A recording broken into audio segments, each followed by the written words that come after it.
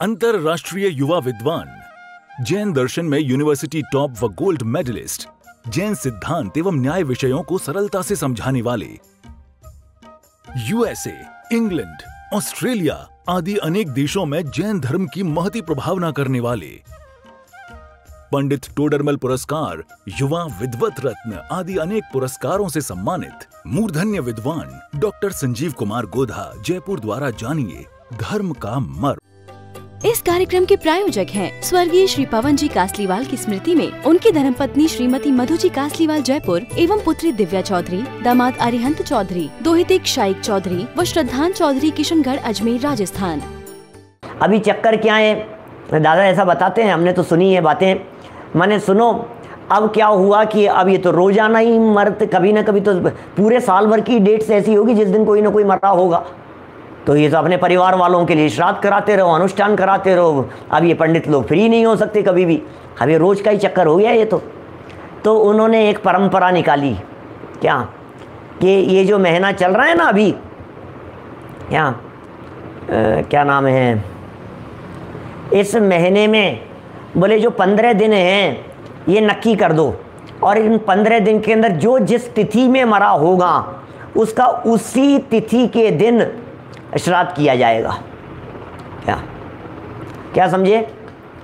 जैसे अभी अश्विन चल रहा है ना, तो अश्विन मास, तो इस मास के शुरू के 15 दिन में जो है वो श्राद्ध किया जाएगा। जैसे किसी की पंचमी के दिन मौत हुई तो पंचमी के दिन श्राद्ध करो, अष्टमी के दिन हुई तो अष्टमी के दिन करो, दसवीं के दिन हुई है तो दसवीं के दिन करो। बोले दुनिया भर के सब लोगों से 15 दिन करेंगे और 15 दिन के अंदर सब लोगों से पैसा इकट्ठा करेंगे। ये सब खोटी परंपराएं और खोटी मान्यताएं हैं। अपने यहाँ जैन परंपरा में ऐसा कोई श्राद्ध व्रत कुछ नहीं है। उन्होंने 15 दिन में निपटाया। दादा ऐसा कहते हैं, मैं होता तो 7 दिन में निपटा देता। बोले वो कैसे? कि 7 दिन के 7 वार बतला देते कि सोमवार को मरण हुआ हो तो सोमवार को तुम्हारा श्राद्ध रखना, और बुधवार को हुआ हो तो बुधवार का रखना, और मंगलवार को, क्योंकि 7 दिन में एक दिन तो मरेगा व्यक्ति। अपने यहाँ इस तरह की कोई परंपरा नहीं है। ये तो सब ब्राह्मण पंडित लोगों के द्वारा चलाए गए बिजनेस के फंडे हैं, सब समझ लीजिए आप। उनके द्वारा पैसा इकट्ठा करना, अनुष्ठान करवाना, लोगों से लेना करना।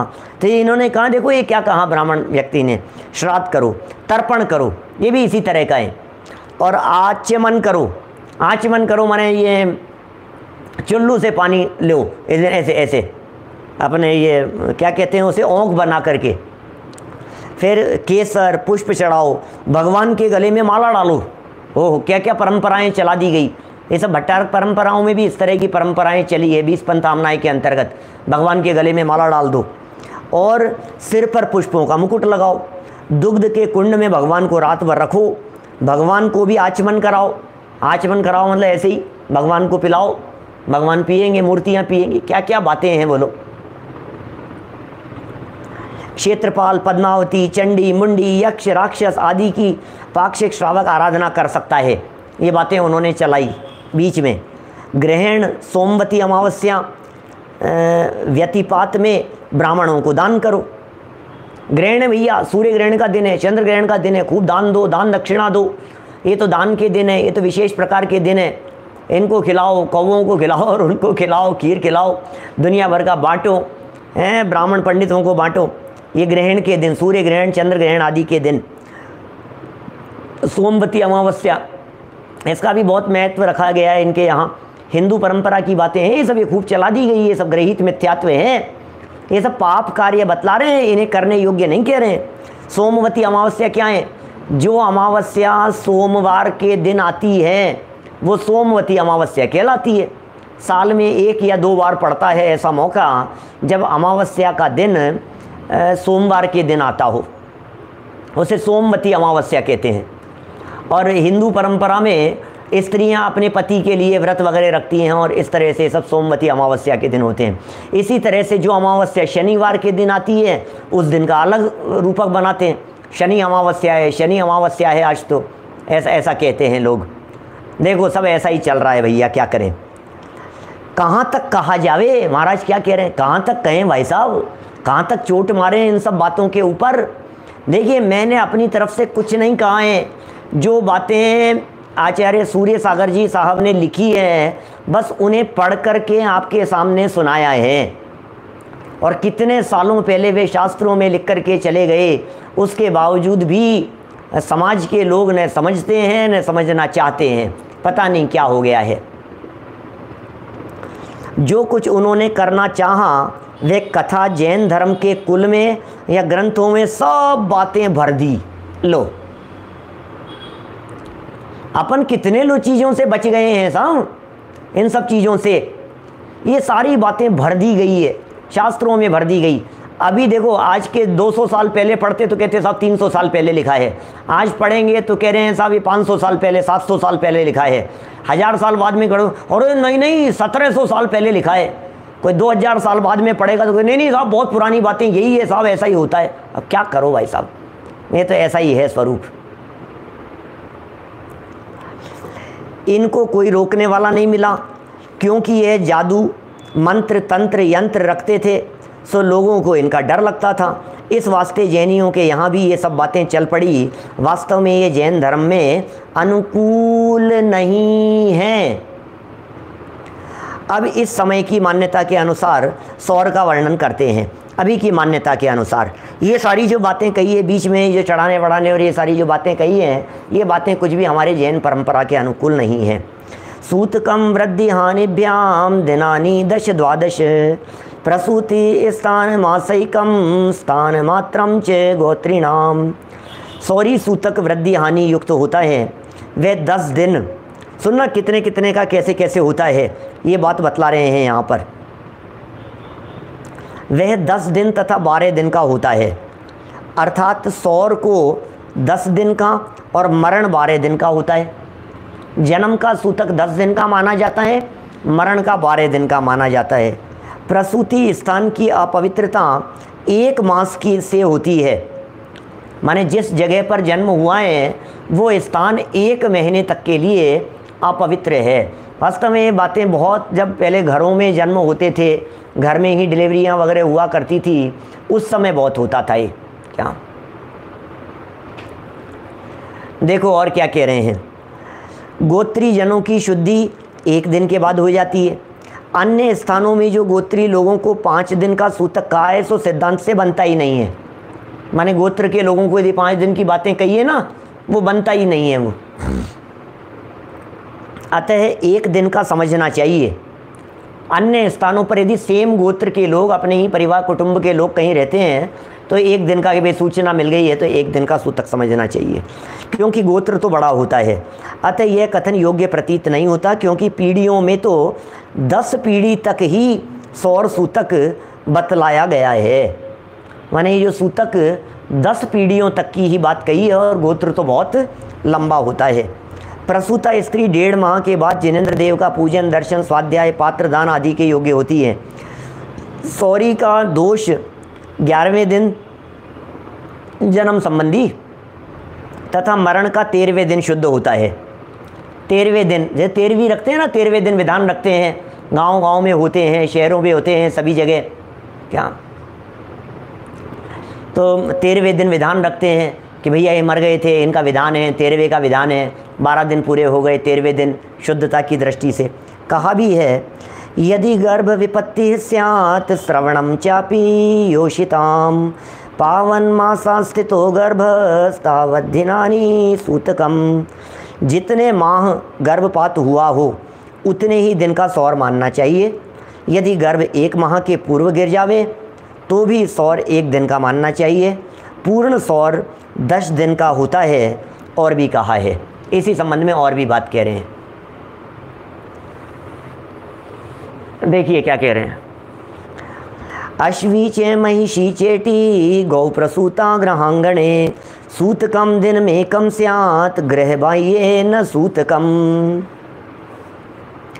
दासी दासस्तथा कन्या जायते म्रियते यदि त्रिरात्रम सूतकम ज्ञेयम गृह मध्य तु दूषणम। अब घर में बहुत सारी चीज़ें ऐसी भी होती हैं ना, जानवर वगैरह जो पालते हैं, गाय भैंस घोड़ी आदि वगैरह जो पालते हैं, घोड़ी भैंस दासी और गाय जो घर के आंगन में ब्यावे तो 1 दिन का सौर मानो, और घर के बाहर ब्याने में सौर नहीं होता।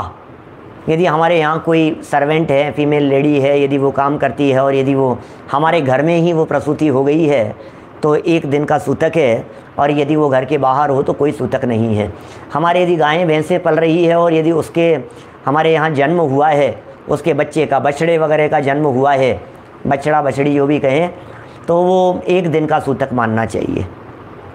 जैसे घरू दासी दास, जैसे राजा लोगों को दहेज में दास दासी दिए जाते हैं, तथा कन्या की प्रसूति होवे या मरण हो तो 3 रात्रि का सूतक होता है, सो भी घर हो तो मानना चाहिए, अन्यथा नहीं।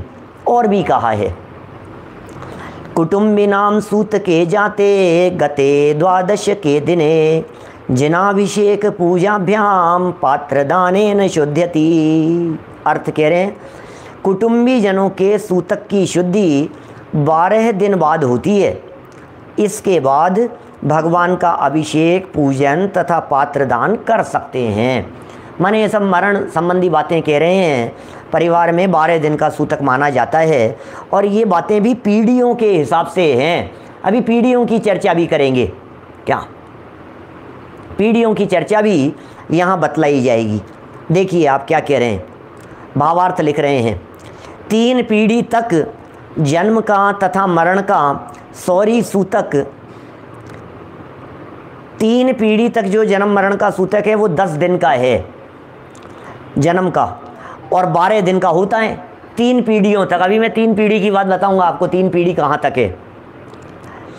अतः इन दिनों के बाद जिन बिंब का अभिषेक, पूजन तथा पात्रदान कर सकता है। और भी कहा है, क्योंकि पीढ़ियों का भी विधान है, किस तरह से पीढ़ियाँ गिनेंगे, अभी उसमें भी बहुत चक्कर चलते हैं।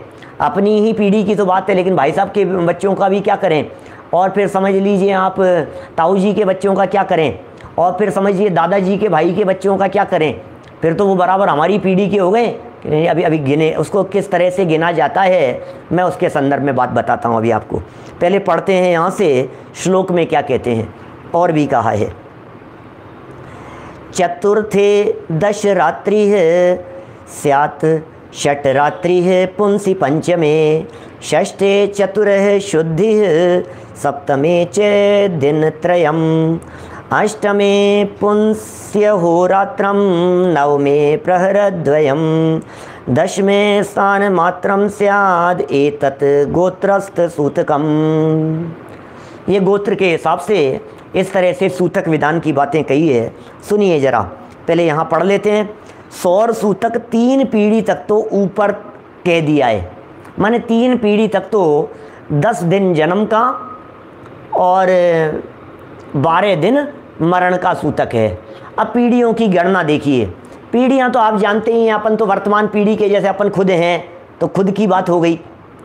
अब समझ लीजिए आप अपने बच्चे की बात हो तो 1 पीढ़ी हो गई, बच्चे का बच्चा हो माने पोता यदि हो तो 2 पीढ़ी हो गई, और पोते का भी बच्चा हो क्या तो तीसरी पीढ़ी में चला गया वो, है ना।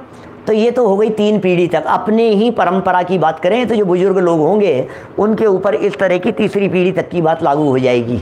अब दूसरी चीज़, जो अपने जो भाई हैं, सगे भाई वगैरह हैं, वो सब सेम पीढ़ी के माने जाते हैं।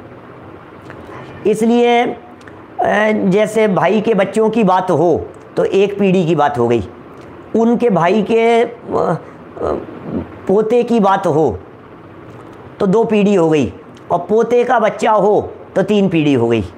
ये सगे भाई की बात है, बराबर। तो यहाँ तक तो सूतक लगता है 10 दिन का या 12 दिन का।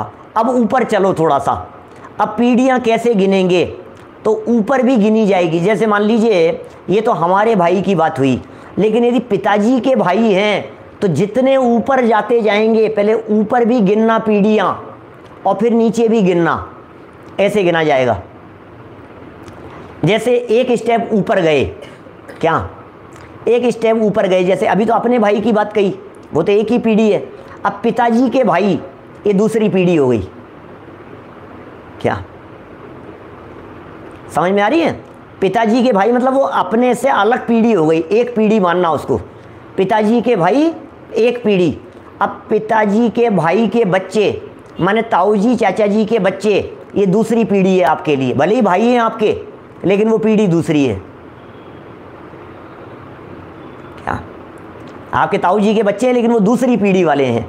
अब ताऊ जी के पोते, वहाँ तक तीसरी पीढ़ी है, तब तक पूरा लगेगा, ताऊ जी के पोतों तक। अब ताऊ जी के पोते के भी बच्चे हैं तो फिर वो चौथी पीढ़ी हो गई। उसके लिए इन्होंने यहाँ कह दिया जो चौथी पीढ़ी में 12 दिन का नहीं होकर के 10 दिन का हो जाएगा। अभी मैंने ताऊ जी की बात कही, जिग्नेश भाई अब और ऊपर लगाओ, अब दादाजी के भाई की बात लगाओ, तो एक पीढ़ी ऊपर बढ़ने पर गिनी जाएगी और एक पीढ़ी नीचे उतरने पर गिनी जाएगी, क्योंकि वो रिलेशन उतना ही दूर होता चला जा रहा है। आपका भाई और आपके पिताजी के भाई का लड़का, क्या दोनों का सेम रिलेशन है? और आपके दादाजी के भाई का पोता है तो भाई वो भी, लेकिन पीढ़ियों का अंतर हो गया उसमें कि नहीं साहब एक ही पीढ़ी के हैं भाई साहब, ये मेरे दादाजी और इनके दादाजी दोनों खास भाई भाई थे तो हम एक ही पीढ़ी के हैं ना, कि नहीं एक पीढ़ी के नहीं हो आप। समझ में आ रही है बात? बहुत सिंपल है, एक पीढ़ी ऊपर चढ़ाना है बस। जैसे पिताजी एक पीढ़ी ऊपर चले गए, दादाजी 2 पीढ़ी ऊपर चले गए, अब दादाजी के भाई, ये 2 पीढ़ी हो गई दादाजी के भाई में, दादाजी के भाई के बच्चे, ये तीसरी पीढ़ी हो गई, और दादाजी के भाई के पोते, ये चौथी पीढ़ी हो गई। समझ में आ रही है बात? इस तरह से चलो खैर जो भी है, अभी मैं और निष्कर्ष में करूँगा चर्चा, है ना। मोटा मोटा तो समझ में आ गया कि पीढ़ियों का मतलब ऐसा नहीं है कि हमारी सेम एज ग्रुप वाला है तो इसलिए उसको सेम पीढ़ी का मान लिया जाए, ऐसा नहीं है। और ये सारी बातें मोह के ऊपर निर्भर करती है, विशेष अनुराग आदि के ऊपर निर्भर करती है, लगाव कितना है, रिलेशन किस तरह के हैं, है ना। अभी अभी बहुत सारी बातें मेरे दिमाग में चल रही है इनके संदर्भ में, बताने के संदर्भ में। देखो क्या क्या कह रहे हैं। सौर सूतक 3 पीढ़ी तक तो ऊपर कह दिया है। अब रहा मरण का सूतक। सो चौथी पीढ़ी में 10 दिन, 5वीं में 6 दिन, 6ठी पीढ़ी में 4 दिन, 7वीं पीढ़ी में 3 दिन, 8वीं में 1 दिन 1 दिन रात, 9वीं में 2 प्रहर का, और 10वीं पीढ़ी में स्नान मात्र से शुद्धि हो जाती है। खत्म हो गई भाई साहब, है ना। फिर 3 दिन के बच्चे की मृत्यु का सूतक। अब 3 दिन के बच्चे की मृत्यु हुई है तो 1 दिन का, चौथे दिन से लगाकर 8 वर्ष पर्यंत मृत्यु का सूतक 3 दिन का, और उसके बाद का सूतक पूरा 12 दिन का होता है। सूतक की विशेषता और सुनिए क्या कह रहे हैं इसमें। प्रव्रजिते मृते वाले देशांतर मृते रणे, संन्यासे मरणे चैवे दिनैकम सूतकम भवेत। अपने कुल में से जिसने मुनिव्रत अंगीकार कर लिया या फिर उत्कृष्ट श्रावक व्रत या त्यागी का व्रत लिया हो, जिसका देशांतर में मरण हुआ हो, परदेश में जाकर के रहते हो, युद्ध में या संन्यास में जिसका मरण हो, तथा 3 दिन के बालक का मरण हो गया हो, तो उसका सूतक 1 दिन माना गया है। माने इन सब का सूतक 1 दिन का माना गया है। परदेश में जाकर के किसी का मरण हो गया, युद्ध क्षेत्र में मरण हो गया, कोई मुनि हो गए थे उनका मरण हो गया, त्यागी व्रती सन्यासी हो गए थे, हमारे बेटे ने दीक्षा ले ली थी, मुनि हो गए थे और अब उसका मरण हो गया, तो 1 दिन का सूतक है, ख़त्म। कोई रिलेशन ही नहीं है, आप तो आपके अनुराग के अनुसार कर रहे हो। महाराज को तो कोई सूतक लगता ही नहीं है, मुनिराज को तो इससे किसी तरह का कोई लेना देना है ही नहीं। क्या भारत के बाहर है तो कम लगने की बात कह रहे हैं। देखो, जो अपने घर की स्त्री या पुरुष विदेश में रहते हों, और सुनना विदेश संबंधी प्रकरण, आजकल तो घर घर से बच्चे परिवार के लोग विदेशों में जाकर के बस गए हैं। अपने घर की स्त्री पुरुष विदेश में रहते हों, उनका मरण हो जावे तो 12 दिन का सूतक। मेरा ही बच्चा है, अब विदेश में रहे चाहे यहाँ इंडिया में रहे, पूरा ही सूतक लगेगा उसमें। तो मेरे पति हैं या पत्नी है, बाहर चले गए हैं, अब पूरा ही सूतक लगेगा उसमें। तो अगर 12 दिन के पहले खबर मिले तो जितने दिन बाकी हों उतने दिन का सूतक मानना चाहिए। अब मान लो 5 दिन बाद में खबर लगी तो बचे हुए दिन का सूतक। अगर 12 दिन पूर्ण हो गए हों तो 1 दिन का सूतक। अगर चौथी पीढ़ी से लगाकर 10वीं पीढ़ी तक का हो तो स्नान से सूतक की शुद्धि होती है। इसका मतलब हमारी 3 पीढ़ियों का मतलब हो गया, हमारे सगे भाई के बच्चे, हमारे ताऊ जी के बच्चे, चाचा जी के बच्चे, बस इतने तक ही चलेगी बात। ये 3 पीढ़ियों की बात हो गई, बच्चे, अधिकतम ताऊ जी के पोते, मतलब अपने भतीजे, है ना। इतने तक ही सूतक का रोल यहाँ कहा गया है, क्योंकि ये बिल्कुल खास परिवार गिना जाता है। क्या अब देखिए, बेटी के ससुराल का तो सूतक होता ही नहीं है, बेटी के साइड का तो सूतक माना ही नहीं जाता है। देखो, ये सारी बातें, मैं कुछ बात कहना चाह रहा था वो यहीं कह देता हूँ मैं। फिर पातक का वर्णन संबंधी एक पैराग्राफ और बचा है, वो आत्महत्या संबंधी बातें हैं। अभी बहुत स्पष्ट शब्दों में समझ लीजिए, इस सूतक पातक के सारे प्रकरण का संबंध हमारे परिणामों से है, परिणामों की अशुद्धि और विशुद्धि से है। हमारे परिणामों में चूँकि अपने ही घर में अपने ही बच्चे का मरण हो गया है, तो आपकी स्थिति इतनी ज़्यादा विचलित होती है कि आप जिनेंद्र देव की प्रतिमा का अभिषेक करेंगे तो जिनेंद्र देव की वीराधना का दोष लगेगा। आप जिनवाणी को छुएंगे तो भी दोष लगेगा, क्योंकि आप पता नहीं क्या कर बैठेंगे। आप उसका अर्थ भी पढ़ना भी नहीं, उसको खुद लगाना नहीं, हाथ नहीं लगाना, क्योंकि मोह मुख्य कारण है ना। सारा खेल तो मोह का है, इसलिए सारी गड़बड़ी हो रही है। हाँ, लेकिन सुनने में किसी तरह की कोई बाधा नहीं होनी चाहिए, ऐसा मैं बहुत अच्छे से जानता हूँ, क्योंकि ऐसे समय में जब परिणाम बहुत ज़्यादा विचलित हैं, तो उन परिणामों की निर्मलता के लिए जिनवाणी नहीं सुनेंगे तो क्या टीवी चला करके बैठेंगे, तत्व चर्चा नहीं करेंगे। अरे भाई, किसी भी प्रकार के विषय कषाय संबंधी परिणामों से बचने के लिए आराधना ही एकमात्र उपाय है, दूसरा कोई उपाय नहीं है।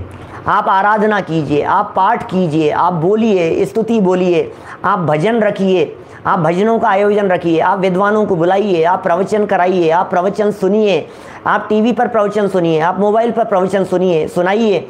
इससे ही तो परिणामों में निर्मलता आएगी। अगर इसके अलावा कुछ भी करेंगे तो परिणामों में शांति कैसे रहेगी। वही राग रंग की चर्चाएं, अरे वो हमारे लिए दूध लाते थे, वो सब्जी लाते थे, और वो बच्चे को स्कूल छोड़े आते थे, स्कूल से बच्चे को ले आते थे। अब स्कूल से बच्चे को कौन लाएगा, रोता रहे उन बातों को याद कर करके। अब मेरा क्या होगा, घर में तो एक ही कमाने वाले थे, अब कौन कमाएगा और कौन लाएगा, रोता रहेगा और क्या होगा।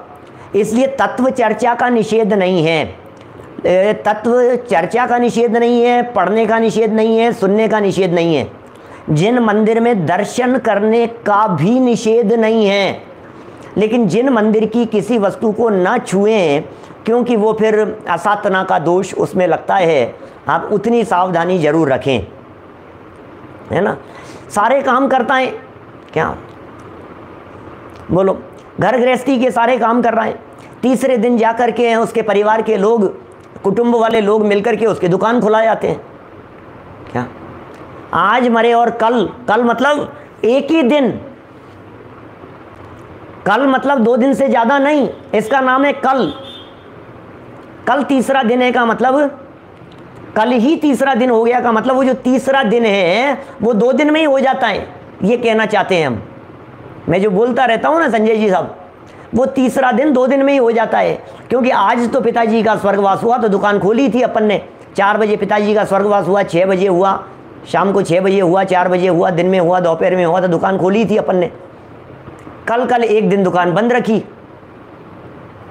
और तीसरे के दिन जाकर के जिन मंदिर में जाकर के कुटुंबी लोग मिलजुल करके चले गए और जाकर के दुकान खुलवाया, तो तीसरे दिन तो फिर दुकान खुल गई, सारा व्यापार ज्यों का त्यों चालू हो गया। तो क्या किया आपने, कुछ भी तो नहीं छोड़ा है। अब दुकान चालू हो गई, व्यापार चालू हो गया, बिजनेस चालू हो गया, काम नाम चालू हो गए हैं। अब आप कह रहे हो कि नहीं, काम नाम तो चालू हो गए लेकिन प्रवचन सुनने नहीं जा सकते हैं, लोग क्या कहेंगे, अरे क्या मूर्ख है, प्रवचन सुनने नहीं जा सकता है। जिन मंदिर में प्रवचन हो रहे हैं साहब, नहीं अभी 12 दिन तो हम सुनने के लिए कैसे जा सकते हैं, लोग क्या कहेंगे, शिविर लग रहा है, हम 12 दिन तक कैसे जा सकते हैं, क्या बात कर रहे हैं, क्यों नहीं जा सकते हैं क्या। किसी की शव यात्रा में जाते हैं तो 1 दिन का सूतक कहा गया है, उस दिन का सूतक कहा गया है। शव यात्रा में जाकर के आने का सूतक 1 दिन का कहा गया है, माने शव यात्रा में जाकर के आए और रात्रि व्यतीत हो गई, सूतक पूरा हो गया, इतना कहा गया है। इस कार्यक्रम के प्रायोजक हैं स्वर्गीय श्री पवन जी कासलीवाल की स्मृति में उनकी धर्मपत्नी श्रीमती मधु जी कासलीवाल जयपुर एवं पुत्री दिव्या चौधरी, दामाद अरिहंत चौधरी, दोहिते शाइक चौधरी व श्रद्धान चौधरी किशनगढ़ अजमेर राजस्थान।